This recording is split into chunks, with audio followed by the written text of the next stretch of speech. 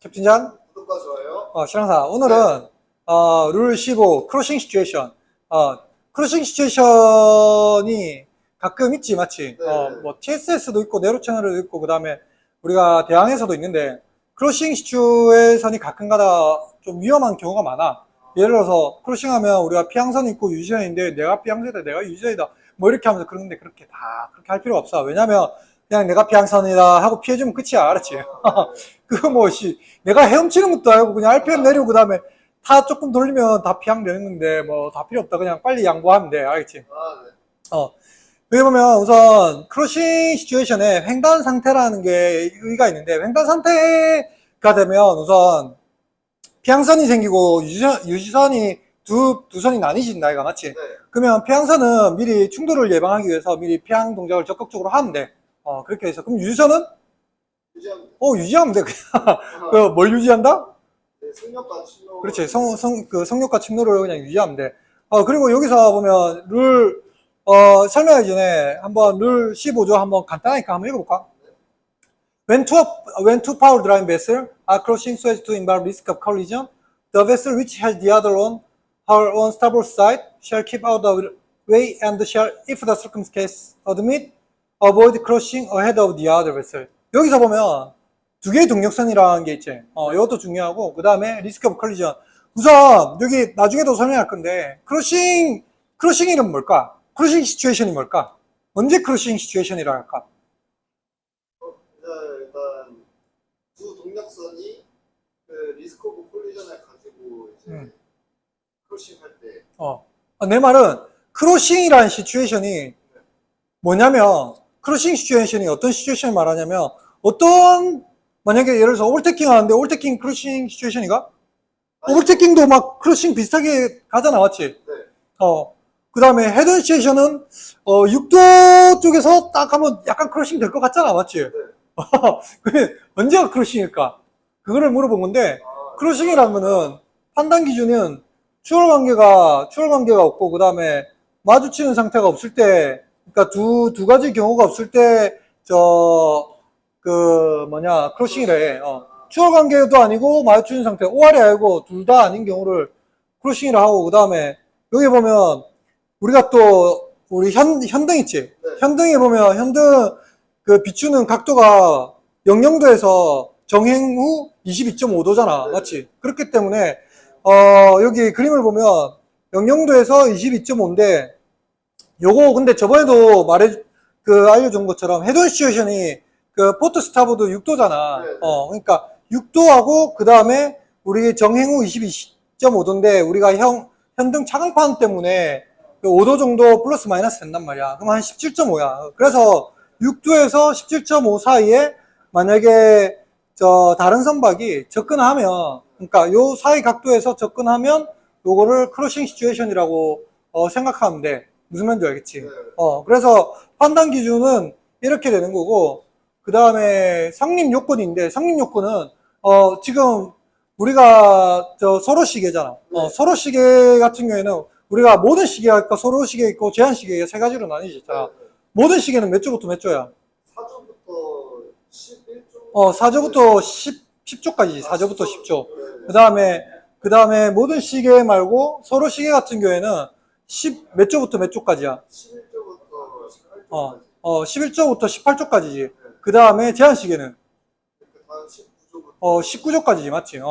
19조까지인데, 근데 우선 여기는 서로 시계지. 네. 15조는 서로 시계이기 때문에, 성립 요건이 어찌 되냐면, 서로 시계일 때, 그 다음에 서로 시계인데, 서로 시계가 여기 크로싱일 때, 아까 마스등하고, 그 다음에 현등, 마스등하고 현등이 보여야지, 맞지? 네. 하나의 현등. 마스등은 우리가 50m 이상인 그 거리에서는 어때? 3마일. 6마일이지.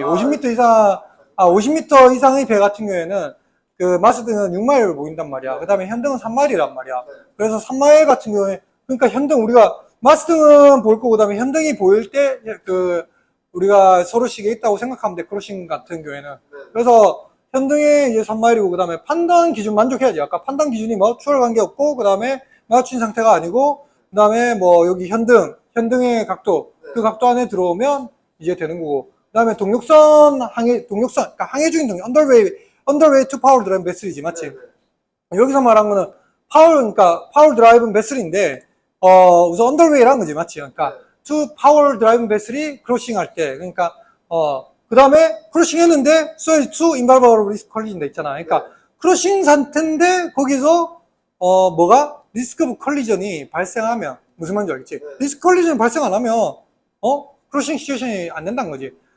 여기 보면, 크로싱 시츄에이션하고 헤드온 시츄에이션하고 두 가지 공통점이 있는데, 한 개는 투 파울 드라이브 베스지. 그러니까 헤드온 시츄에이션도 when two power drive vessel are meeting on reciprocal or nearly reciprocal course 이래 돼 있잖아, 맞지? 그렇기 때문에 두 개의 동력선이 헤드온 시츄에이션도 마주칠 때, 근데 헤드온 시츄에이션도 뭐래? so as to involve risk collision 돼 있거든. 그러니까 두 개 마주쳐가지고 서로 거의 헤드온으로 마주치는데 그렇게 해서 리스크 컬리전 생기면 이제 어떻게 됐다? 서로 스타보드 들어가서 레드 투 레드 패싱 하라 돼 있잖아, 맞지? 근데 여기 크로싱 시츄에이션도 어찌 됐냐면 두 배가 크로싱해서 두 배가 크로싱 해가지고 마주치는 게 크로싱 하잖아. 그런 상황에서 리스크 컬리전이 생기면 여기도 뭐 스타보드 틀라는 건 없는데 여기 뭐라 돼 있냐면 avoid crossing ahead of the other vessel 인데 이건 좀 이따 설명해 줄게. 너무 앞서갔어. 그래서 이 네 가지 한번 그러니까 크로싱 시츄에이션 되기 위한 조건이 뭐 어찌 된다고? 서로식의 판단 기준. 판단 기준. 아니고 마주치는 상태. 그치, 판단 기준 만족해 하고 그다음에 투 파워 드라이브 베슬이랑 충돌의 위험성까지.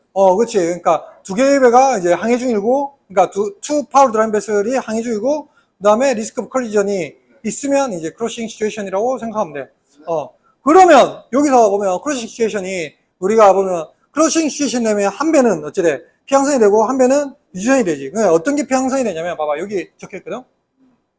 그 15조에 보면 which has the other on her on starboard side shall keep out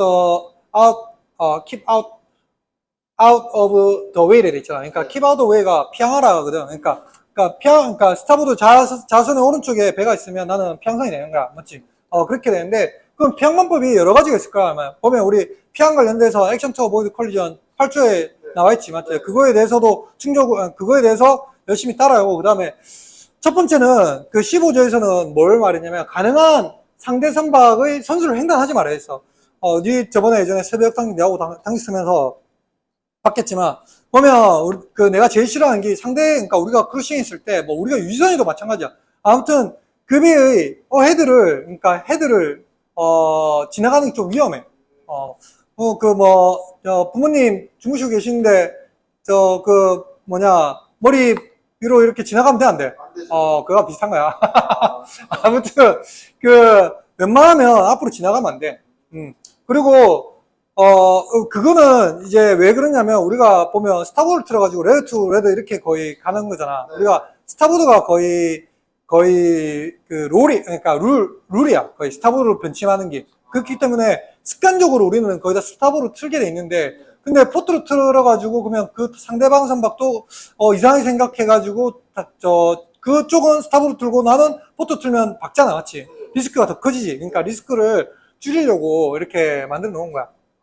그리고 두 번째는 오른쪽 변침하여 타선박 선멸 통과. 이 똑같은 말인데 가능한 상대 선박의 선수로 횡단을 하지 말아야 되는데 그 선수를 횡단 안 하려고 하면 봐봐 이렇게 배가 오면 이 자가 우리 피항선이잖아. 네. 그럼 우리가 선미를 통과하려고 하면 그러니까 헤드를 통과 안 하려면 선미를 통과해야 하잖아, 맞지? 네. 그럼 스타보드를 틀어가지고 선미를 통과한 거야. 그러면 거의 이제 리스크가 거의 없는 거지. 선미를 통과하면 오른쪽으로 변침하여 타선박과 그러니까 선미 통과 이렇게 되는데 이럴 때 스타보드를 변침하면 어떻게? 단음이래, 맞지? 기억나지? 왼쪽으로 하면 단음이에 그 다음에 어스트 하면 3회. 이거는 서로 시계에서만 하는 거다, 알았지? 제한식에서 하면 안 된다. 아무튼 그렇게 되고 그 다음에 가끔 가다가 예각일 때 있지, 예각. 예각일 때 배 두 선박이 예각이면 내가 자가 평선이잖아. 근데 예각이니까 막 이 두 배가 한 6마일 이렇게 가까이 있어. 6마일은 좀 가깝잖아, 맞지? 근데 내가 스타보드 틀면 어떻게 돼? 뭐 6마일이라도 하드 스타보드 하면 우리가 저번에 터닝서클이 저번에 시아로워터에서는 7마일이었죠. 그러니까 7케이블 정도 그러니까, 섀로우호텔에서는 한 5케이블, 그 다음에 딥시에서는 7케이블 정도 됐으니까 1마일 미만이니까 100인데, 근데 리스크가 있잖아. 맞지? 점점점 하면서, 얘도 모르고 포토 쪽 틀면 어떡해. 맞지? 그러니까, 우리 스타브로 트는데, 이런 상황에서는 어찌해야 하냐면, 제일 좋은 게 뭐냐면, 내가 엔진을 자주, 그러니까, 필요하면 엔진을 쓰라 하잖아. 그러니까, 엔진이 만약에, 방 같은 경우에는, 엔진을 쓰되, 만약에 우리가 예각으로 타선박하고, 내가 평소이고, 유선이면, 타선박하고 한 개하고 예각인데, 좀 멀리 한 20마일에서 떨어져 있으면, 미리, 스피드를 줄이면 되잖아. 맞지? 우리 배가 1rpm이 0.2나트거든. 그러니까 5rpm 줄이면 어떻게? 1나트 줄어들잖아. 그러면 우리 배가 점점점 뒤로 빠지겠지. 얘 먼저 보내주고 우리가 뭐 스타보드로 틀어가지고 하면 되지. 예를 들어서 이런 경우가 있어. 우리가 지금 이제 대만을 좀 있으면 한 2, 3일 뒤에 대만 쪽으로 통화할 건데 대만 쪽으로 가는 배가 있을 거 아니야. 그 다음에 우리가 예를 들어서 우리는 중국을 가잖아. 근데 자 같은 경우에는 우리 한국을 가. 그럼 크루싱 될 거 아니야. 그래야 되면 뭐 우리가 한국 배라고 하자. 자라고 하자. 맞지? 중국 배로 가는 배가 있고, 그럼 크루싱 돼가지고 이래 되면 얘는 유선이라고 생각할 거 아니야. 이럴 때 경우에는 그냥 우리가 스피드를 낮추고 얘 통과해주고 우리는 코리아로 가면 돼. 우리 코리아 가야 하는데. 아무튼 이해되지? 네. 그래서 기관을 사용하고 감속을 해가지고 비항을 하면 좋다. 이 말이 예각일 때. 뭐, 예각이 아니고 둔각일 때도, 뭐, 90도 이상일 때도 그냥 필요하면 스피드를 낮춰가지고 먼저 통해, 먼저 가. 이렇게 하면 돼. 무슨 말인지 알지? 항상 우리가 양보하면 쉬워, 뭐든지. 그 다음에 마지막으로 협수로나 아니면 앵카, 그러니까 뭐 한 30m 미만, 뭐 20m 미만 수심에서는 우리가 드랍앵카 해가지고 드래깅 하면서 만약 진짜 급할 때는 앵카를 드래깅 해가지고 그러니까 수심에 한 1.5배 정도의 체인을 내줘가지고 드래깅 하면서 배를 멈출 수 있어. 그런 식으로 해가지고 하더라도 배를 박는 거를 이제 충돌하는 걸 예방해야지. 그러니까 이렇게 네 가지 뭐 더 많은 방법이 있지만 이 네 가지 이제 첫 번째 피항 방법이 뭐라고? 가능한 상대 선박의 선수를 해달라고 15조에 나와 있지. 제일 끝에 그건 15조에 나와 있고 두 번째는 두 번째는 이제 우현 배치. 그러니까 1번이 이제 그 상대방의 헤드를 패싱하면 안 된다 돼 있고, 그렇게 하기 위해서는 우리가 스타보드 틀어야겠지. 맞지? 틀어가지고 선물 통화해야 하고, 예각일 때는 뭐 속도를 줄이고. 속도를 줄여서 줄인 다음 먼저 보내주고 스타보드 틀든지. 그러니까 세 번째 감소, 그러니까 엔진을 사용해서 감소하고, 네 번째는 앵카 필요하면 앵카까지. 요소 앵카 놓으면 큰일 난다. 앵카 놓으면 윈드라스 날아간다 진짜. 수심이 깊을 때. 그 다음에 좁은 수로가 있는데, 좁은 수로 두는 같은 경우에는 보면 우리가 좁은 수로 입구가 있잖아. 우리 CJK 같은 경우에는 좁은 수로잖아. 거기에서도 우리가 크루싱이 되는 경우도 많잖아. 맞지? 그런 경우에는 크루싱이 되면 좀 좁은 수역 입구는 약간 좁은 수역에 비해서 좀 넓기는 한데, 만약에 가능하면 룰 15조를 적용해 크루싱 상태라고 생각하면 돼. 근데 만약에 좁은 수로고 그 다음에 교통량이 많으면 그때는 좁은 수로에 해당하는 그 제 구조, 그러니까 구조에 대한 규정을 이제 따르면 되는 거고. 그 다음에 굴곡부가 있는데, 좁은 수로에 굴곡부 있지?